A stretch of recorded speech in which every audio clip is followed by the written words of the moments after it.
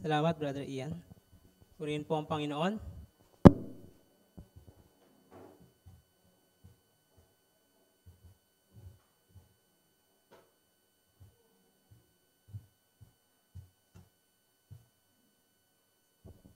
Okay. Kamusta na po kayo? Okay lang po. Purihin ang Panginoon at tayo ay nasa mabuting kalagayan. Alam niyo po, ang isang Kristiyano ay dapat handa sa lahat ng pagkakataon. Agree po ba tayo doon? Ang isang Kristiyano, umanampalataya, ay handa sa lahat ng pagkakataon, anumang pakipagbaka ang kanilang kinaharap. Ano po? So, alam niyo po, yung mga naunang alagad ng Panginoon, kaya pala ganun sila na kahit anong pananakit ang kanilang nararanasan sa ibang tao sa kabila ng kanilang pagdadala ng mabuting balita o salita ng Panginoon ay hindi sila gumaganti. No, di ba? Sila Pedro, sila Apostol Pablo at iba pang mga apostol ay grabe yung kanilang naranasan, pisikal. No, sa kanilang pagbabahagi ng Ebanghelyo ni Kristo. No? Na kahit anong gawin sa kanila, ay hindi sila gumaganti. Kaya pala, ang buhay pala ng isang Kristiyano ay hindi lamang dumaranas ng pisikal na pakikipaglaban, kundi tayo din ay nakikipagbaka sa pamamagitan ng espiritual na labanan. Ano po, naunawaan po ba natin na yung mga mananampalataya noon, kahit anong sakit o hirap ang pinagdaraanan nila, hindi sila gumaganti eh. Kasi nga, iniisip nila na hindi naman yung mga tao yung kalaban nila. Sabi nga sa salita ng Diyos, di ba? Sapagkat yung ating labanan ay hindi sa laman, kundi sa espiritu. Di ba? Ngayon, sabi ko nga kanina na ang bawat mananampalataya, kailangan handa siya sa anumang espiritual na bakbakan. Ako po, personally, sa aking buhay, po, na-realize ko po na mula nung ako ay gamitin ng Panginoon, at ay paggamit ko yung buhay ko sa Panginoon, na talagang dapat pala handa tayo sa anumang pagkakataon. Na sapagkat ang pwersa ng masamang espiritu sa mundong ito ay lagi siyang nadyan, lagi siyang handa, lagi siyang nagbabantay para pigilin yung mga mananampalataya na dalhin ang mabuting balita sa iba. Unti-unti kong natutunan na ang buhay ng isang Kristiyano ay laging handa sa anumang pagkakataon. Minsan po, nagulat ako. Minsan, dumating si Nanay Maring, hinahanap si Pastor Ding. Sabi niya, may naghahanap kay Pastor Ding. Mayroong magpapapray. Kasi nga, naghihingal yun 50-50 na. No? 2 days na siya. 2 days na siyang halos nag-aagaw buhay. So, sabi ko, ay nasa pasita si Pastor Ding. Sabihin niya na, nasa pasita pa. Maya-maya, bumalik na naman si Nanay Maring. Sabi niya, baka pwede mong puntahan saglit. Sabi ni Nanay Maring. O sige, puntahan natin.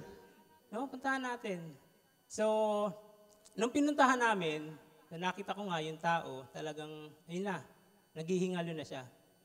At sabi ko sa kanila, sa madaling salita, ay ibinahagi natin ang Panginoon Kristo. Bagamat ganun yung kalalagayan niya, ay alam natin yung isip niya buhay pa. So, nanalangin tayo ng prayer of acceptance kasama nung kanyang pamilya. So, katapos noon ay iniwan ko na sila. Tapos, nung mga bandang, siguro, after lunch, alauna, ganun, dumating si Nanay. Yun nga, sabi niya, namatay na. So dito, nare-realize ko na kailangan talaga sa anumang pagkakataon, ready tayo. Dahil ang si Satanas ay laging nadya dyan para mandamay ng kaluluwa at dalhin sa impyerno. So tayong mga mananampalataya, so ito yung ating pakikipaglabang espiritual.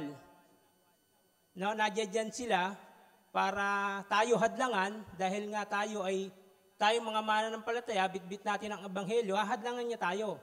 Pero dahil kasama natin ang Panginoon, hindi yun mangyayari dahil mas makapangyarihan ng Panginoon Kristo.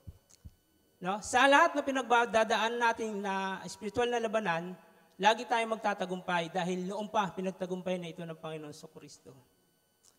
So, sa umaga pong ito ay ang ating pong ang pamagat mo na mensahe natin ay pakikibakang espiritual, dala ang ebanghelyo. So yung teksto po natin ay katulad kanina po, yung binasa po natin, na matatagpuan po sa Gawa chapter 19 verse 11 to 20. 3 punto lang po ang nais kong ibahagi sa inyo. Unang punto po ay ang layunin ng himala. Ikalawang punto, ang mga taong may karapatan sa pangalan ni Jesus na magpagaling at magpalayas ng masamang espiritu. At ang ikatlong punto, ang resulta ng pagtanggap ng ebanghelyo. Po, sa ating pagpapatuloy ay manalangin po muna tayo. Dakilang Diyos, amang nasa langit, salamat po muli sa pagkakataong ito na kami ay dinako niyo po sa inyong bahay-sambahan upang ikaw ay sama-samang purihin sa espiritu at sa katotohanan. Ganun din sa marinig namin ang mensaheng manggagaling sa iyo, Panginoon, mula sa tekstong aming binasa. Dalahin po namin, Father God, na malayang makakilos sa amin ang Banal na Espiritu sa lugar na ito, sa bawat sa amin.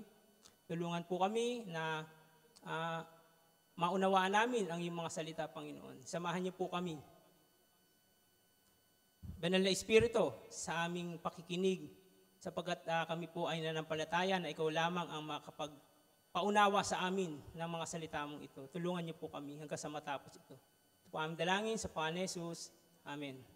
Okay, dumako po tayo sa unang punto, ang layunin ng himala. Alam niyo po, ang gawa po ay sulat ni Lucas na po, at ito po ay gawa ng Banal na Espiritu sa pamamagitan po ng mga apostol.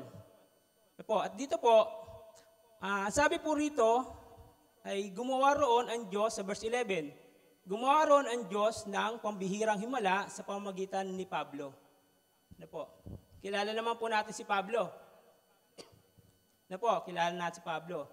Si Pablo po ay ang ginamit ng Panginoon para makagawa ng himala doon sa Efeso. Doon po siya, si Pablo, dahil binisita po niya yung mga kapatiran doon. Ito po yung ikatlong paglalakbay ni Apostol Pablo. At hindi lang po ito yung kauna-unahan na ang Diyos ay kumilos sa buhay ni Apostol Pablo para siya ay makapagpagaling. Kasi ang himalang ginawa rito ay nagpagaling at nagpalayas ng mga masamang espiritu. Noon pa man, si Apostol Pablo ay nagpapagaling na rin po. Pero dito, ang sabi po rito, hindi po ito basta himala. Ang sabi po rito sa salin dito, pambihirang himala. Kayo po ba? Ay nakakita na po ba kayo ng mga himala?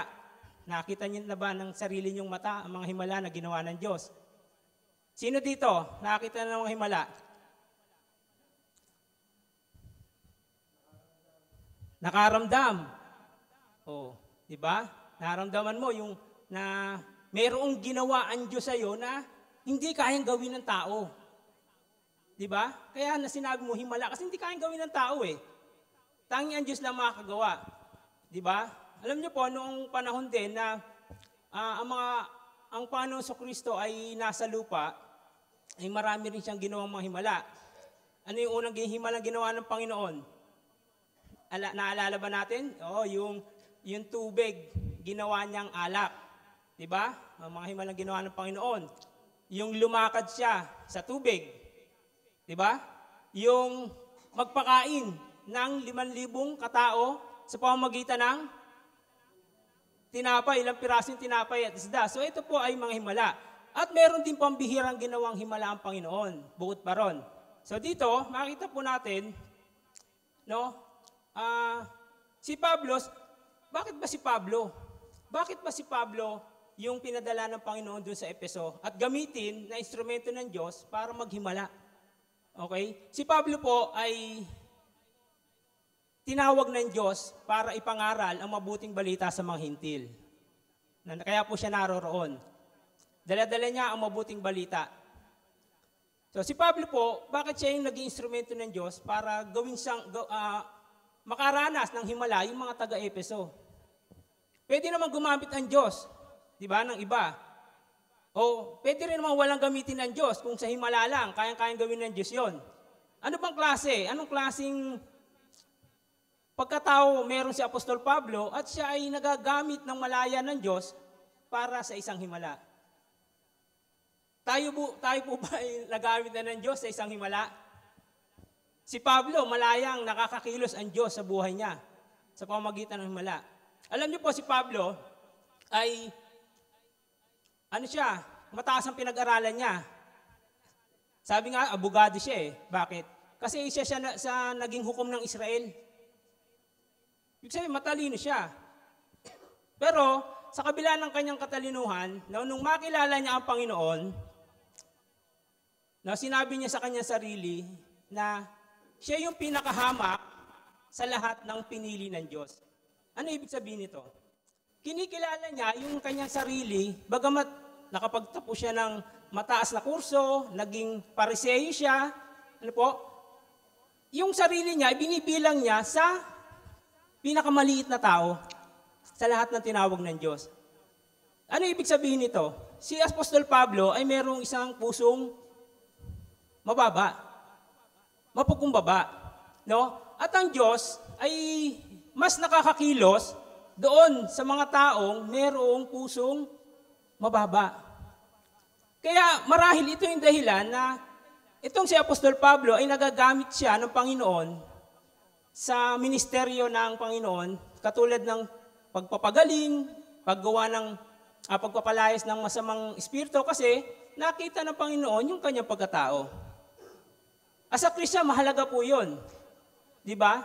Lalong-lalo na tayo ay nasa isang gawain.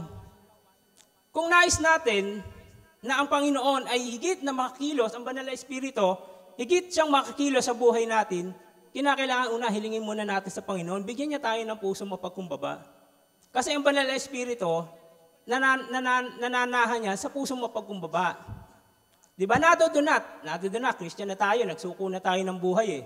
Pero di ba, hindi naman lahat ng Christian na tumanggap sa Panginoon sa Kristo ay mabababa. Meron pa rin. Siyempre, dito pa rin tayo sa likas na pagkatao natin. Kaya, pwede naman natin hilingin sa Panginoon na bigyan niya tayo ng isang pusong mababa.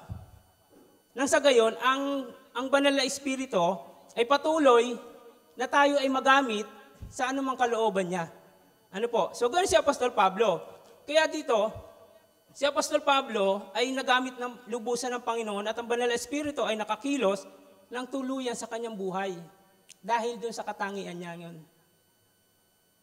No? Dahil dun sa kanyang pusong mapagkumbaba. So dito sabi rito, ang pambihirang himala. Ano ba yung pambihirang himalang yon? Tulad nga sabi ko sa inyo, yung mga himala na nakita natin ay gumaling, nakalakad yung pilay. Nakakita yung bulag. No? Nung ipag-pray, di ba? Yung mga apostol, nagpe-pray sila. Tinatas nila yung katawan ng tao na may sakit at gumagaling ito. Pero dito, pambihirang himala, sabi rito. Ano yon? Ano yung pambihirang himalang yon? Ang sabi rito, sa verse 12, kahit panyo o damit na kanyang ginagamit ay dinadala sa may sakit. At ano nangyayari? Gumagaling ito. No? Biro nyo yung panyo na dala-dala. Panyo lang yung dala ni Apostol Pablo at yung kanyang damit. Pag dinala ito doon sa may sakit, gumagaling. Di ba grabe yung anointing? No? Yung anointing nung damit ni Apostol Pablo. Kaya nga tinawag itong pambihirang himala eh. Hindi na kinakailangan ni Apostol Pablo na pumunta pa doon sa isang taong may sakit upang ilehen, ipatong yung kanyang kamay, pagalingin, o sabihin dun sa mga masamang espiritu na lumayas, hindi na niya kailangan gawin yun. Yung damit niya, kung ano man yung mga bagay na nasa kanyang katawan, yun lang, sapat na para pagalingin at palayasin ang masamang espiritu. At ito ay hindi gawa ni Apostol Pablo, kundi gawa ito ng makapangyarihan Diyos sa buhay ni Apostol Pablo. Ano po? Gawa ito ng makapangyarihan Diyos sa buhay ni Apostol Pablo. Ano po? Naalala po natin, kung naalala po natin yung kwento ng isang kapitan, nung ang Panginoong Kristo ay nasa lupa, no? May isang kapitan, yung alipin niya, mayroong malubhang karamdaman at halos mamamatay na. Ganun din, 50-50 na. No, ang sabi ng kapitan, pinasundo niya ang Panginoong Kristo. Inanyayahan niya sa kanyang bahay para ipag-pray yung alipin na may sakit. Nung ang Panginoong Kristo ay papunta na, no, wala pa sa bahay, sinalubong kaagad ito ng kanyang tauhan. At ang sabi ng kapitan, kahit hindi na po kayo pumunta doon sa bahay, no, hindi nyo na po kailangan pa mag-abala na pumunta ron. Dito lang sabihin nyo na po, gagaling po yun. So namangha ang Panginoon doon, sinabi nung taong yun. Kaya nung panahon, nung oras na yun, gumaling din yung alipin ng kapitan. So nung pumunta siya sa bahay, tinanong niya, anong oras gumaling? Ganito. Ay yung oras na yun yung oras na sinabi ng Panginoon na magaling na yung kanyang alipin. Ibig sabihin, hindi na pumunta ang Panginoon sa Kristo doon sa may sakit. No? Hindi na pumunta. Sinabi lang ng Panginoon. So ibig sabihin, yung nangyari kay Apostol Pablo na himala, ay ginawa na ng Panginoon yun. No? Yung babaeng dinurugo, halos hindi tumitigil ang pagdurugo. Ano sabi niya sa kanyang sarili? Mahawakan ko lang ang laylayan ng Panginoon. Ang damit ng Panginoon, gagaling ako. Di ba nung mahawakan ng babaeng halos hindi tumitigil yung kanyang pagdurugo, nung mahawakan niya yon, gumaling siya kagad, tumigil yung pagdurugo. No, anong ibig sabihin po dito mga kapatid? No? Na ang Panginoon, ang Diyos, ay hindi siya nagbabago. Kung ano yung kaya niyang gawin noon, kaya pa rin niyang gawin ngayon. Kung ano yung ginagawa niyang himala noon kay Apostol Pablo, kaya pa rin niyang gawin ngayon.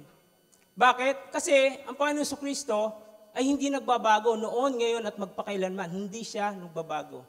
Siya pa rin ang Diyos na nagpapagaling at siya pa rin ang Diyos na sumasama sa atin kapag tayo ay nagbabahagi ng mabuting balita. Diba? Yung Spirit of God na kasakasama nila Apostol Pablo noon, ay hindi yung Spirit of God na kasakasama natin ngayon. Pag tayo hahayo, pag tayo ay pupunta kahit sa, alam natin, delikado, kasama natin ang Panginoon. Ano po? At dito sa ating paghayo, alam natin marami tayong ma-encounter. Minsan, inaakala lang natin na simpleng problema lang. Pero hindi natin alam, meron doong labanan sa pagitan ng kapangyarihan ng Diyos at ang kapangyarihan ng Satanas. No? Pero, hindi mananaig kailanman ang kapangyarihan ni Satanas. So, dito ay nakagawa ng himala, gumawa ng himala ang Diyos sa buhay ni Apostol Pablo. At ano ba yung layunin ng himalang ito doon sa Efeso? Kasi doon po siya eh. Doon po gumawa ang Diyos ng himala. Ano po? So ano ang layunin ng himalang ito doon sa mga taga-Efeso? So dito po, ang layunin nito ay para sa ebanghelyong layunin. Ano po? For evangelistic purposes. Yun po yung layunin ng himala. Para ang lahat ng doon ay makarinig ng mabuting balita at makakilala sa Panginoon Kristo.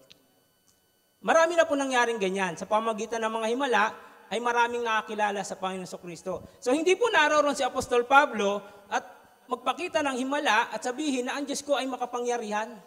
Walang sinabi yung mga Diyos nyo. Hindi lang po ganon. Hindi po ganon.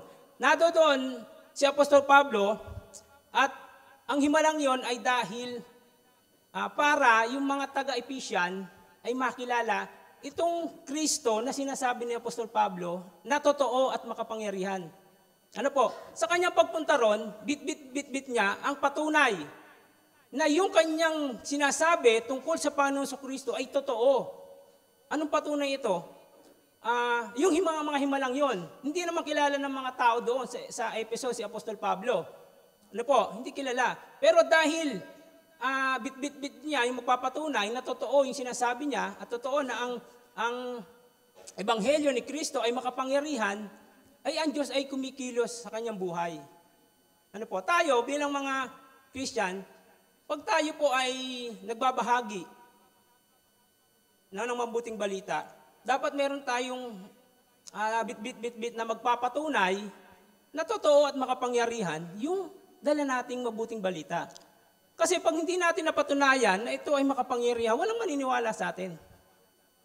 Di ba? Walang maniniwala sa atin. Ngayon, sa atin, paano tayo paniniwalaan ng tao? Paano masabi ng tao? Paano totoo? Totoo ba makapangyarihan niyang ebanghelyong dala mo? Sige nga. Noong hindi pa tayo nakakilala sa Panginoon Kristo, ano tingin sa atin ng tao? Ay, wala nang pagbabago yan. Hindi na magbabago yan. Pero nung makilala natin ang Panginoon Kristo, ano nangyari? Di ba ang laking pagbabago? Itong pagbabagong ito ang magpapatunay na makapangyarihan ang ebanghelyo tinanggap mo. At yang patunay na yan, ang sasabihin mo sa kanila para masabi mo na itong mabuting balita ay makapangyarihan at bumabago ng buhay ng tao. Hanggat hindi nakikita sa atin ang patunay, ay wala, hindi tayo paniniwala ng tao. Si Apostol Pablo po, sa kanyang paglalakbay, mula sa mga iba't ibang lugar, marami po siyang napuntahan. Sa Derbe, sa Listra, nagpagaling siya ng lumpo. Sa Corinto, sa Thessalonica, Macedonia, Iconia, Filipos. Sa Filipos, doon niya nakilala si Lydia. So marami siya. At sa bawat paglalakbay na yon, bit niya ang magpapatunay na totoo at makapangyarihan ang dala niyang ebanghelyo. Tayo makikilala tayo ng pamilya natin una. Kasi ang pamilya natin na higit na nakakilala sa atin, di ba? Nung tayo hindi pa nakakilala sa Panginoon Kristo. Ngayon, pag tayo nakakilala sa Panginoon Kristo at nakita ng pamilya natin, binago tayo ng Panginoon, makikita ng mga mahal natin sa buhay, totoo nga ang Kristo. Totoo nga ang ebanghelyo na bumago. Bakit? Kasi nabago ang buhay mo eh. Sa pamilya hanggang paglabas sa mga kaibigan, at papunta na sa ibang tao. Kailangan meron tayong patunay para masabi natin na itong ebanghelyong dala-dala natin ay makapangyarihan. Walang duda, makapangyarihan ang ebanghelyo. Walang duda yan. Ano po?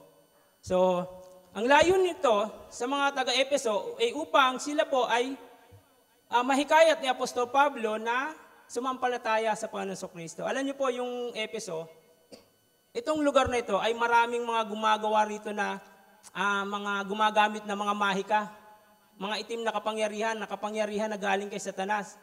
Maraming gumagamit diyan.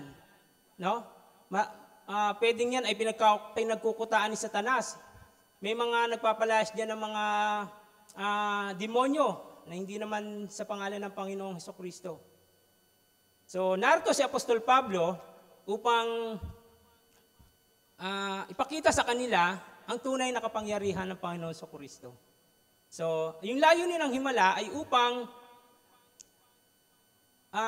mahikayat ni Apostol Pablo itong mga taga-Efeso na sumampalataya sa Panginoon Kristo. Dahil nakita nila yung mga himalang yon at masasabi nila sa kanilang sarili na totoo ang sinasabi ni Apostol Pablo tungkol sa Panginoon Kristo.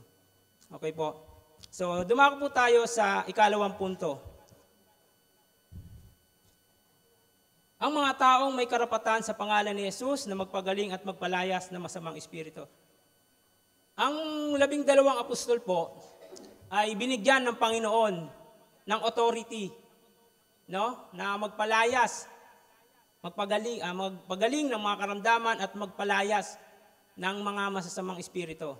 At kasama po, at sa authority niyo, kasama po si Apostol Pablo. At sino man na sumasampalataya sa Panginoon Kristo, nasa sa kanya ang authority niyon, magpagaling at magpalayas ng masamang espiritu. Maaring hindi lang po natin ganun ginagamit, pero meron po ang bawat Kristiyanon. Sapagkat nasa kanya na po yung authority ng Panginoon Kristo, binigay na sa sino mang mayroong relasyon sa Panginoon Kristo. So dito po, sa ikalawang punto po natin, yun nga, ang mga taong may karapatan sa pangalan ni Jesus na magpagaling at magpalayas ng masamang espiritu. Verse 13 hanggang 17 po. Sabi po rito, may ilang Hudyo roon na naglilibot at nagpapalayas ng masamang espiritu. Pinangahasan nilang gamitin ang pangalan ng Panginoong Hesus sa pagpapalayas ng masamang espiritu. Sa mga sinasapian ng mga ito, sinabi nila, sa pangalan ni Jesus na ipinapangaral ni Pablo, inuutusan ko sa inyo na lumabas kayo. Kabilang sa mga gumagawa nito ay ang 7 anak na lalaki ni Esquiva, isang pinakapunong pari ng mga Hudyo. Subalit sinagot sila ng masamang espiritu, kilala ko si Jesus, kilala ko rin si Pablo. Ngunit sino ba kayo?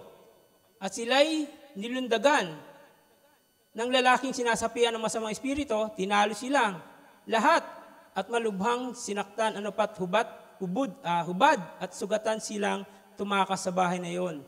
Nabalitaan iyon ng lahat ng naninirahan sa Efeso, maging Hudyo o Grego, kaya't natakot silang lahat at pinuri ang pangalan ng Panginoong Kristo. Ito po mga kapatid, dito sabi rito sa verse 13, doon sa Efeso may ilang mga Hudyo.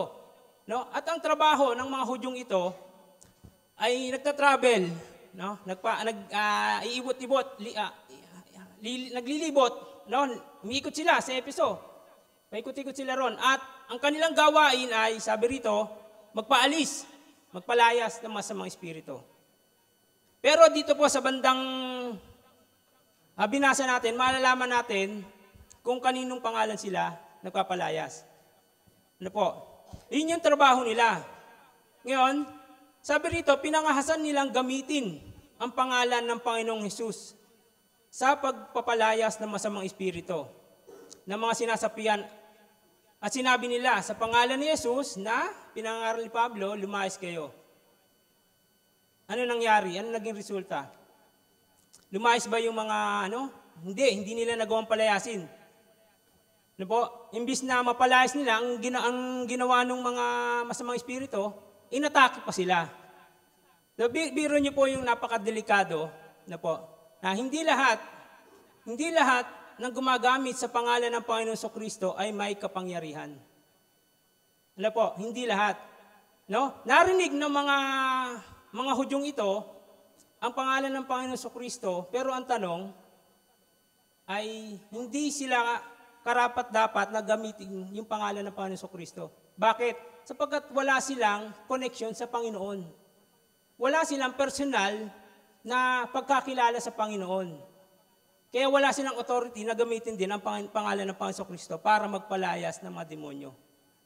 Ano po? Dito po ay makikita po natin na tayo bilang mga mananampalataya, meron po tayong authority na gamitin ang pangalan ng Panginoon Kristo. Bakit? Kasi meron tayong personal na relasyon sa Panginoon. Meron tayong Spirit of God. Itong mga Hudyo na ito na sinasabi rito na nagpapalayas ng masamang espiritu, wala silang Spirit of God. Wala silang koneksyon sa Panginoon Kristo. Kaya hindi nila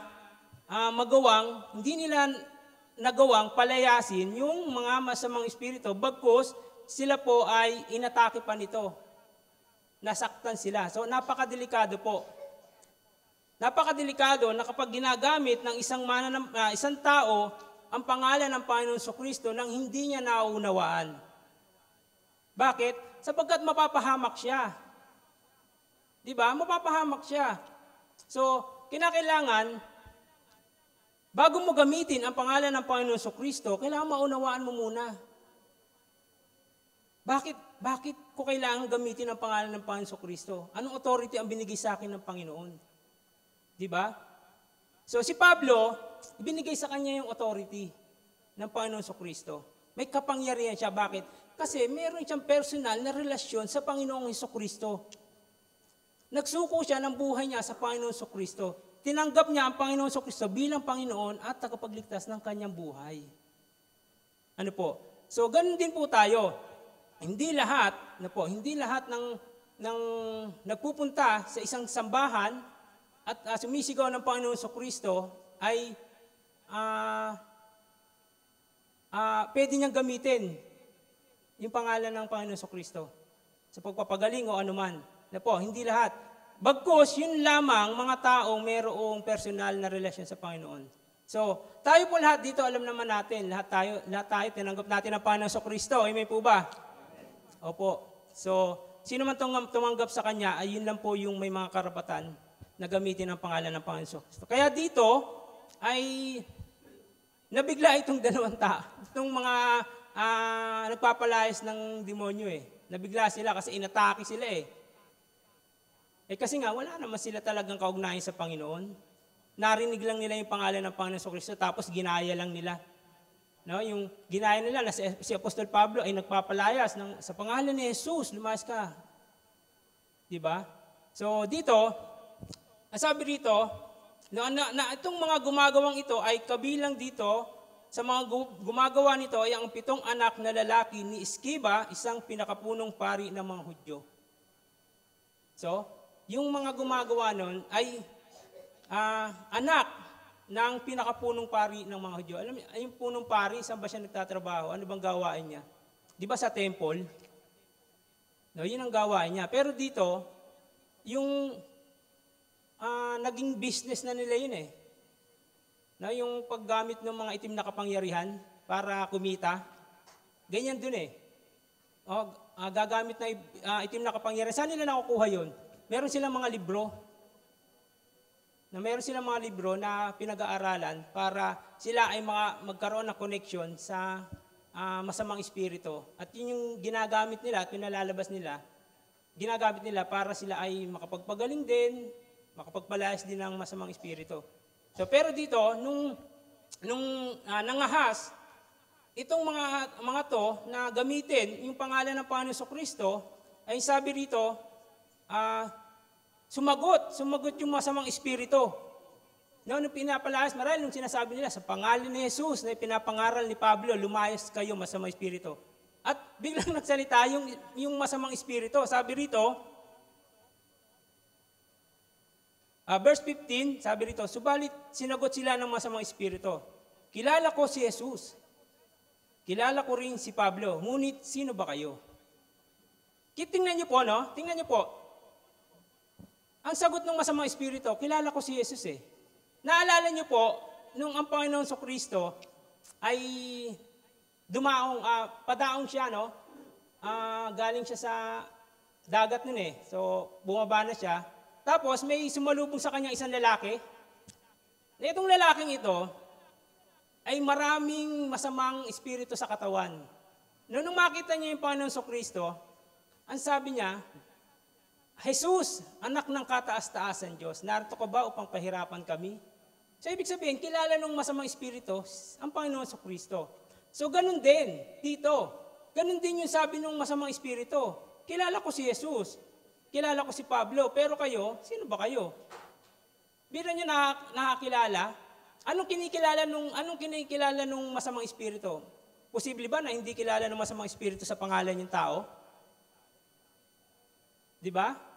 Kilala tayong lahat sa pangalan natin. Kilala tayong lahat. Pero dito, hindi kinikilala nung masamang espiritu yung pangalan ng Panginoon Kristo na ginagamit nila. Kasi wala naman silang connection sa Panginoon. Kaya sabi, sino ba kayo? Si Pablo kilala ko kasi may relasyon siya sa Panginoon Kristo. Connection siya sa Panginoon. Kayo, sino ba kayo? Wala kayong connection sa Panginoon. Kaya lalo nagalit yung masamang espiritu. Inatake sila, no? Nilundagan sila. So biro nyo, napakapanganib, no? Mapanganib. Kaya nga, kanina sabi ko sa inyo kanina, na dapat ang mga Christian laging handa. Laging handa sapagkat ang labanan natin ay hindi sa laman, kundi sa espiritu. Hindi natin nakikita ang ating kalaban. Na anumang oras ay lagi siyang nadyan para atakihin tayo. Pero may panlaban tayo, ang katotohanan at ang salita ng Diyos. Ang mabuting balita, yan ang panlaban natin. Katulad ni Apostol Pablo, no, sa kanyang paglalakbay, marami siyang mga spiritual battle na kinaharap. Marami siyang mga tiisin, pero hindi siya sumuko. Bakit? Kasi bit niya ang katotohanan, ang salita ng Diyos. Diba? Bit niya. So dito, hindi nakilala nung masamang espiritu itong mga taong ito sapagkat wala naman talaga silang connection sa Panginoon Kristo. Kaya napahamak sila. Delikado ang mga taong ginagamit ang pangalan ng Panginoon Kristo sapagkat sila po ay mapapahamak katulad ng nangyayari dito. Ano po? Sabi rito, nung mangyari yon doon sa lugar na yon sa Efeso, yung pangyayaring yon ay nabalitaan ng lahat ng naninirahan sa Efeso, maging Hudyo o Grego, kaya't natakot sila lahat at pinuri nila ang pangalan ng Panginoong Hesukristo. So dito ay mas pinakita na yung kapangyarihan ng Panginoon ay mas higit sa lahat. Na mas makapangyarihan ng Panginoon kesa sa anumang kapangyarihan na nasa mundong ito. Kaya tayo, ng mga manampalataya, na bit ang ebanghelyo, wala tayong dapat ikatakot. Bagamat tayo ay doon nagdaranas o nakakaharap sa mga espiritual na labanan, wala tayong dapat atrasan. Sapagkat yung spirit na nasa atin, the Spirit of God, ay mas makapangyarihan doon sa anumang mga masamang espiritu o kahit kay Satanas. No, noong pa man, ginapi na ng Panginoon si Satanas. Tinalo na niya siya. Sa pamagitan ng pagkamatay niya doon sa krus at ang kanyang pagkabuhay. Kaya tayo, bit natin ang makapangyarihang ebanghelyo, wala tayong dapat ikatakot. Protektado tayo ng Panginoon. Ano po? So doon sa lugar na yun, mas pinakita na itong Jesus na pinapangaral ni Apostol Pablo ay higit na mas makapangyarihan kaysa sa lahat. Ano po? So kaya dahil doon ay pinuri nila ang Panginoong Hesukristo. Itinaas nila ang pangalan ng Panginoon sa lugar na yon. So, ang ikatlong punto po natin, ang resulta ng pagtanggap ng Ebanghelyo, verse 18 hanggang 20. Sabi po rito, marami sa mga sumasampalataya ang dumating at nagpahayag na sila ay nangkukulam. Sabi rito, no, maraming sumasampalataya. Verse 19, marami sa mga sumampalataya ang dumating. No? May mga sumampalataya sa Panginoon. May mga nakakilala sa Panginoon dahil sa pangyayaring iyon. Sa pangyayari ng himala at pagpapalayas ng masamang espiritu, sa nangyaring iyon na gumamit dun sa pangalan ng Panginoon sa Kristo. Pero wala naman silang karapatan, wala silang authority. So dahil doon ay tinanggap nila yung ebanghelyo na bit ni Apostol Pablo. Ano po, sabi rito, at nagpahayag sila ng kanilang mga kasalanan. Ano ibig sabihin? Nagsisi sila. No, nung marinig nila yung ebanghelyo ni Kristo, nagsisi sila ng kanilang mga kasalanan. At isa sa patunay na sila ay nagsisisi ng kanilang mga kasalanan ay yung ginawa rito. Sabi rito, marami sa mga sumasampalataya ang dumating at nagpahayag na sila ay nagkukulam. So nagkumpes sila, nagkukulam ako. Kinumpis nila yung kasalanan nila. Pinagsisihan nila yon. Tapos pagkatapos nun, tinapon nila ang kanilang mga aklat at sinunog ang mga ito sa harapan ng madla. So meron silang mga aklat na pinag-aaralan nga para magkaroon ng connection sa masamang espiritu. Doon sila kumukuha ng kapangyarihan. Pero nung makilala nila, nung tanggapin nila ang ebanghelyo, isinuko nila yon. Isinuko nila yon sa Panginoon. No, at dito, sabi rito, tinapon nila yon, ang kanilang mga aklat at sinunog sa harapan ng madla upang ipakita na sila ay nagpapasakop sa Panginoong Hesukristo. Biro nyo, sabi rito, sa kabuuan, ang halaga ng mga ito ay umabot sa 50,000 salaping pilak. 50,000 salaping pilak yung halaga ng mga libro na kanilang pinag-ukulan ng panahon at pinag-aksehan ng pera. 50,000 pilak. Alam niyo po ba, tinignan ko po kung ano ang katumbas nito sa peso, yung isang pilak sa peso. Nakita ko siya, 1,324. Ang isang pilak, katumbas sa peso ay 1,324. So, hindi ako magaling sa mate. So, nakita ko, nung tinimes ko siya, sabi ko kay Mrs., Mahal, ano ba to? Ano bang resulta nito? Alam niyo po kung ano halaga nito, nung mga librong yon lahat sa peso? 66 million. Ganun nila pinag-aksayahan yung kapangyarihan na itim. Pero ganun din nila itinapon, kahit na ganun yung presyo nyo, ganun din nila itinapon dahil nakilala nila ang Panginoon Kristo. Baliwala sa kanila ang halaga nun. Ang mahalaga ay maisuko nila ang buhay sa Panginoon. No po? Biro niyo yung halaga nun, pero hindi nila pinansin yun. Mas mahalaga sa kanila ang Ebanghelyo. Kaya yun ay sinuko nila sa Panginoon. Po? So, ito po yung resulta doon sa mga Ephesian nung tanggapin nila yung Ebanghelyo, yung pagsisisi na doon po. No po? So sabi rito ay, kaya't sa pamamagitan ng kapangyarihan ng Panginoon, patuloy na lumaganap at tagumpay ang kanyang salita. So doon sa Efeso, patuloy na lumaganap ang salita ng Panginoon. Alam niyo po mga kapatid, dito na po magtatapos. Marami talagang hadlang sa atin. Bakit? Kasi yung bit natin, hindi hahayaan ni Satanas, yung Ebanghelyo, hindi hahayaan ni Satanas na yan ay makarating sa iba. Minsan, nag-aano lang tayo na, nagka-problema. Pero ang totoo, merong labanan, spiritual na labanan. Pero ang maganda po rito, katulad ni Apostol Pablo, sa kabila ng kanyang pagtitiis at paglalakbay, paghihirap, hindi siya sumuko. Dahil alam niya na napaka-importante na marinig ng mga tao yung Ebanghelyong bit niya. Ganun ka-importante yun. Nawa tayo rin, bilang mga manampalataya, ay nadodoon din yung ating puso na itong Ebanghelyong ito na maibahagi natin sa iba. Ano man ang ating tiisin o pinagdaraanan sa buhay, ay hindi dapat tayong sumuko. Sapagkat itong Ebanghelyong to, ang kapangyarihan ng Diyos para sa ikaliligtas ng mga tao at mga kaluluwa. Ganun pinapahalagahan ng Panginoon ang mga kaluluwa.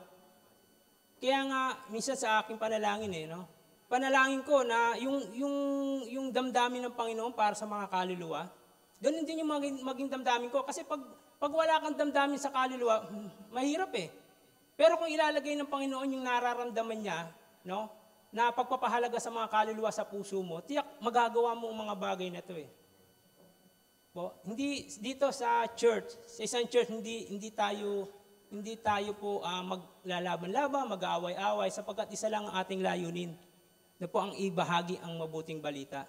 Magtutulungan tayo sa anumang pagkakataon, anumang sitwasyon ng ating buhay na kinaharap ng iglesyang ito para ang mabuting balita ay madala natin sa mga nangangailangan at mga pinili ng Panginoon. So, yan lang po ang ating mensahe sa umaga ito at tayo po ay papalain ng Panginoon. Manalangin po tayo.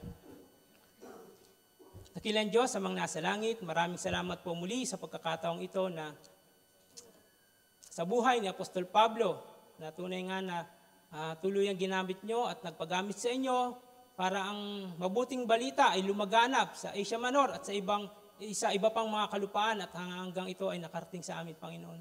Nawa, Lord, ganun din po kami. Kami po ay bigyan niyo po ng isang pusong nagmamalasakit, nagmamahal sa mga kaluluwa at handa sa lahat ng pagkakataon na dalhin ang mabuting balita. At alam namin, Panginoon, na lahat ng aming spiritual battle ay nandiyan ka, kasama ka namin, kaya ito po ay matagumpay na kami sa mga bagay na ito, Panginoon. Sapagkat noong paman, Panginoon Kristo, ay pinagtagumpay mo na ang lahat ng ito. Dalangin po namin, Father God, na kami ay magamit mo upang ang aming mga mahal sa buhay na hindi pa nakilala sa Panginoon Kristo ay mabahagi din namin ang Panginoon Kristo sa kanila. At ganun din, Panginoon, yung aming buhay ay makitang isang magandang patotoo para sa aming mga mahal sa buhay na hindi pa rin nakakilala sa Panginoon Kristo, nang sa gayon ay sila po ay mahikayat namin na dalhin sila sa iyo, Panginoon. Lord, alam po namin na bawat isa sa amin ay may misyon. Ito ay ipalaganap ang mabuting balita. Nawa ang misyon na ito ay patuloy po namin magawa sa aming buhay at kami po ay nanampalataya na ang banal na Espiritu ay palaging nasa amin upang kami ay tulungan, Panginoon. Maraming salamat po at binabalik po namin ang pinakamataas na papurit pasalamat sa inyo. Ito po ang aming dalangin sa Panginoon Jesus. Amen.